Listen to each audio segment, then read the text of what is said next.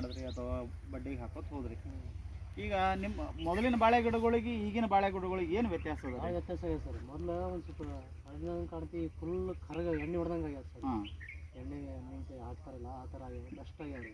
ಹಾಂ ಹಾಂ ನಾವು ಭಾಳ ಖುಷಿ ಆಗ್ಯದ ನಿಮ್ಮ ಔಷಧ ಕಡೆ ಕೊಟ್ಟಿದ್ರು. ಹಿಂಗೆ ನಮ್ಗೆ ನೀವು ಸರ್ವಿಸ್ ಕೊಟ್ಟರೆ ನಾವು ಮುಂದೆ ಹಂಗೆ ನಾವು ರೈತರಿಗೆಲ್ಲ ನಮ್ಮ ಸುತ್ತಮುತ್ತ ಎಲ್ಲ ಇದ್ದ ರೈತರುಗಳಿಗೆ ನಾವು ಹೇಳಿ ಅವರಿಗೆ ಕನ್ವಿನ್ಸ್ ಮಾಡಿ ಮುಂದುವರಿಸ್ತಾ ಇದ್ವಿ. Thank you so much. And sir, ಇದು ಬಾಳೆ ಗಿಡ ಎಷ್ಟು ತಿಂಗಳದವ ಈಗ? ಈಗ ನಾಲ್ಕೂವರೆ ತಿಂಗಳು ಅದ ಸರ್. ನಾಲ್ಕೂವರೆ ತಿಂಗಳು. ಸೊ ಖುಷಿ ಅದ ನಿಮಗೆ? ಭಾಳ ಖುಷಿ ಅದ ಸರ್. ಇದು ಹಾಂ, ಗಿಡ ಏನು ಭಾಳ ನೋಡಿದಂಗೆ ಅನಿಸ್ತದೆ.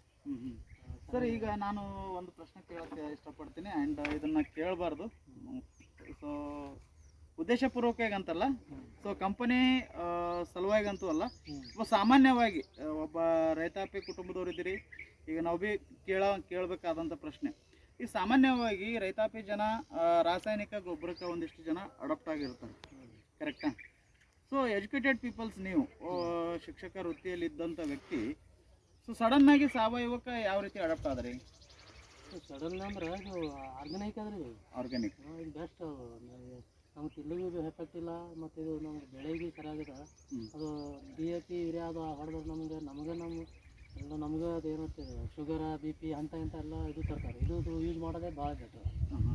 ಈಗ ರೈತಾಪಿ ಕುಟುಂಬ ಜನರಿಗೆ ಅಂದ್ರೆ ಸಾಮಾನ್ಯವಾಗಿ ಜನತೆಗೆ ಏನು ಹೇಳಕ್ಕೆ ಇಷ್ಟಪಡ್ತೀರಿ ನಿಮ್ಮ ಹತ್ರ? ಆರ್ಗ್ಯಾನಿಕ್ ಇದೇ ಯೂಸ್ ಮಾಡಬೇಕಂತ ನನಗೆ ಭಾಳ ಚಲೋ ಅನಿಸ್ತದೆ. ಆರ್ಗ್ಯಾನಿಕ್ ಯಾಕಂದ್ರೆ ಅದು DAP ಅದು ಎಲ್ಲ ಬರ್ತಾವಲ್ಲ, ಇವು ಯೂಸ್ ಮಾಡೋಣ ಜನರಿಗೆ ಶುಗರ BP ಅಲ್ಲಿ ಅಂತ ಹತ್ತು ಯೂಸ್ ಆಗ್ತಾವ್ರಿ. ಬರ್ತಾವ.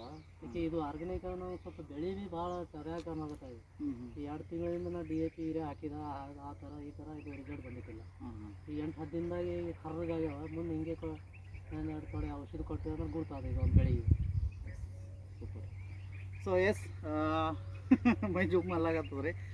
ಯಾಕೆ ಮಾತನ್ನು ಹೇಳಾಗತ್ತೀನಪ್ಪ ಅಂತಂದ್ರೆ, ಸಾಮಾನ್ಯವಾಗಿ ಪ್ರತಿಯೊಂದು ಕುಟುಂಬದೊಳಗೆ DAP ಕಟ್ರಿ, ನಾನು ಬೇಡ ನಂಗೆ ಕಡಿಮೆ ಪ್ರಮಾಣ ಮಾಡಿರಿ. ಆ್ಯಂಡ್ ಯೂರಿಯಾ ಹಾಕ್ತಿರಲ್ಲ, ಅದು ನೀಡಿಲ್ಲ, ಬೆಳೆಗಳಿಗೆ ಹಾಕುವಂಥ ನೀಡಿಲ್ಲ, ಕಡಿಮೆ ಪ್ರಮಾಣ. ಈ ಸರ ಈಗ ಒಂದು ಎಕ್ಸಾಂಪಲ್, ಒಂದು 5 ಚೀಲ ಹೋಗೋ ಜಾಗಿ ಒಂದು 2 ಚೀಲ ಕಟ್ರಿ. ಕಡಿಮೆ ಪ್ರಮಾಣ ಮಾಡ್ಕೊತ ಬಂದಾಗ ನಿಮ್ಮ ಭೂಮಿಯ ತಾಕತ್ತು ಜಾಸ್ತಿ ಆಗ್ತದೆ. ಸರ್, ಬೆಳೆಯನ್ನು ನೋಡಬೇಡ್ರಿ, ದಯಮಾಡಿ ಹೇಳ್ತೀನಿ ನಾನು. ಯಾರೆಲ್ಲ ಇದನ್ನೆಲ್ಲ ನೋಡಕತ್ರಿ, ಸಮಸ್ತ ಕರ್ನಾಟಕದ ಜನತೆಗೆ ಹೇಳುವಂಥದ್ದು and throughout all India, so ಪ್ರತಿಯೊಬ್ಬರಿಗೆ ಹೇಳುವಂಥದ್ದು, ಸಾವಯವ ಕೃಷಿ ಕಡೆ ಒಲವನ್ನು ತೋರಿಸ್ರಿ. ನಮ್ಮದೇ ಅಂತ ಹೇಳಿ ನಾನು ಹೇಳಂಗಿಲ್ಲ, ಯಾವಾಗಲೂ ನಾನು ಹೇಳುವಂಥದ್ದು ನಮ್ಮದೇ ಪ್ರಾಡಕ್ಟ್ ಅಂತಲ್ಲ, ಸಾವಯವ ಕೃಷಿ ಯಾವುದಾದ್ರೂ ಮಾಡಿರಿ, ಒಳ್ಳೆಯ ರಿಸಲ್ಟ್ಸನ್ನು ಕೊಡ್ತದೆ. ಆ್ಯಂಡ್ ಜನರಿಗೆ ಒಂದು ಸ್ವಲ್ಪ 4 ದುಡ್ಡು ಉಳಿತಾವೆ. ಅದೇ ದುಡ್ಡನ್ನು ಶಾಲಾ ಕಾಲೇಜುಗಳಿಗೆ ತುಂಬ್ರಿ, ದನ ಕರುಗಳಿಗೆ ಹೆಲ್ಪ್ ಮಾಡಿಕೊಡ್ರಿ, ಭೂಮಿಗೂ ಲಾಗೋಡಿ ಮಾಡಿಕೊಡ್ರಿ.